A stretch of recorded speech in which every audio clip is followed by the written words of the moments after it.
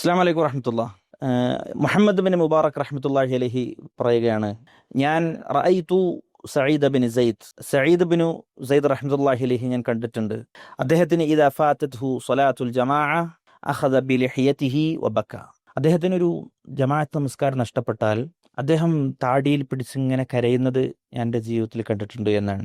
Muhammad bin Mubarak റഹ്മത്തുള്ളാഹി അലൈഹി Saeed bin Sayyid റഹ്മത്തുള്ളാഹി അലൈഹിയെ കുറിച്ച് ഈ കാര്യം പറയുമ്പോൾ നമ്മളൊന്ന് ആലോചിച്ച് നോക്ക്. ഒരു ജമാഅത്ത് നഷ്ടപ്പെട്ടാൽ അതിൻ്റെ പേരിൽ സങ്കടപ്പെടുക. പലപ്പോഴും നമ്മൾക്ക് പല കാര്യങ്ങളിലും സങ്കടം ഉണ്ടാവാറുണ്ട്. ചിലപ്പോൾ ബിസിനസ്സിൽ ചെറിയ നഷ്ടം സംഭവിച്ചാൽ, അല്ലെങ്കിൽ നമ്മുടെ ഉറ്റവർക്കൊരു അപകടം സംഭവിച്ചാൽ നമ്മൾ ലൈഫിൽ കരയുന്ന സമയങ്ങൾ ഉണ്ടായിട്ടുണ്ടാവും. ചെറുപ്പത്തിൽ കുട്ടികളൊക്കെ ആകുമ്പോൾ എന്താ വെച്ചാൽ എപ്പോഴും ഇടക്കിടക്കൊക്കെ നമ്മൾ കരയും. പക്ഷേ ഒരു പ്രായം കഴിഞ്ഞാൽ പിന്നെ നമ്മൾ കരയണമെന്നുണ്ടെങ്കിൽ അത്രയും നമ്മുടെ മനസ്സിനെ വേദനിപ്പിക്കുന്ന, ലൈഫിൽ അത്രയും ടെൻഷൻ വരുന്ന ഒരവസ്ഥ വരുമ്പോഴേ നമ്മളെ കണ്ണുനീര് വരുള്ളൂ പലപ്പോഴൊക്കെ. പക്ഷെ നിങ്ങൾ ആലോചിച്ച് നോക്കൂ, ഒരു ജമാഅത്ത് നമസ്കാരം നഷ്ടപ്പെടുമ്പോൾ അദ്ദേഹം താടിയിൽ കൈവച്ച് താടിയിൽ പിടിച്ച് അദ്ദേഹം കരഞ്ഞിട്ടുണ്ട് എങ്കിൽ ഈ നിസ്കാരം എന്നുള്ളത് എന്തുമേൽ അദ്ദേഹത്തിൻ്റെ ജീവിതത്തെ സ്വാധീനിച്ചിട്ടുണ്ടാകും. അതിലെ നഷ്ടം എത്ര വലിയ നഷ്ടമായിട്ട് അദ്ദേഹം കണ്ടിട്ടുണ്ടാകും. ആത്മീയത എന്ന് പറഞ്ഞാൽ എങ്ങനെയാണ് സഹോദരങ്ങൾ? അതൊരു വല്ലാത്ത അനുഭൂതിയാണ്.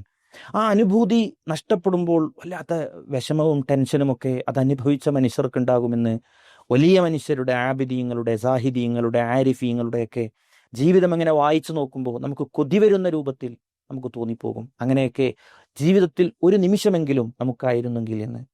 അത് വല്ലാത്തൊരവസ്ഥയാണ്. അതിനുവേണ്ടി നമ്മൾ അള്ളാഹുവിനോട് പ്രാർത്ഥിക്കണം, അങ്ങനത്തെ ഒരു ഈമാനികമായ അവസ്ഥയിലേക്ക് എത്തിപ്പെടാൻ. സഈദ് ബിൻ മുസയ്യിബ് റഹ്മത്തുള്ളാഹി അലൈഹിയുടെ ചരിത്രത്തിൽ കാണാം, അദ്ദേഹം പറയുന്നുണ്ട്, 40 വർഷമായിട്ട് എനിക്ക് ജമാഅത്ത് മിസ്സായിട്ടില്ല എന്നാണ്. അദ്ദേഹം തന്നെ പറയുന്നത് കാണാം, മാ അദ്ദനൽ മുഅദ്ദിനു മുൻദു 30 സന ഇല്ലാ വഅന ഫിൽ മസ്ജിദ്.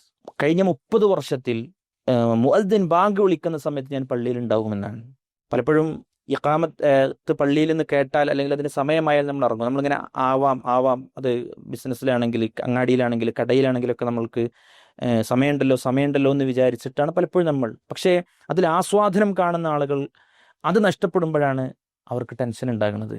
അതുകൊണ്ട് തന്നെയാണ് നബി സല്ലല്ലാഹു അലൈഹി വസല്ലം തങ്ങൾ പറഞ്ഞില്ലേ, അർശിൻ്റെ തണൽ ലഭിക്കുന്ന ഈ ഭാഗത്തെക്കുറിച്ച് പറഞ്ഞപ്പോൾ, ഖൽബുഹു മുഅല്ലഖുൻ ബിൽ മസ്ജിദ്, അവൻ്റെ ഹൃദയം അത് പള്ളിയുമായി എപ്പോഴും ബന്ധപ്പെട്ടതായിരിക്കുമെന്നാണ്.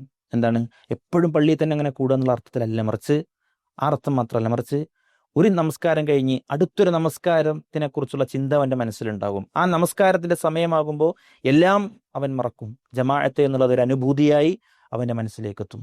അത് എത്താൻ നമ്മൾ പരിശ്രമിക്കണം. അങ്ങനത്തെ ആളുകളിൽ നമ്മൾ ഉണ്ടാകണം. അള്ളാഹു അനുഗ്രഹിക്കുമാറാവട്ടെ. അസ്സലാമു അലൈക്കും വറഹ്മത്തുള്ളാഹി.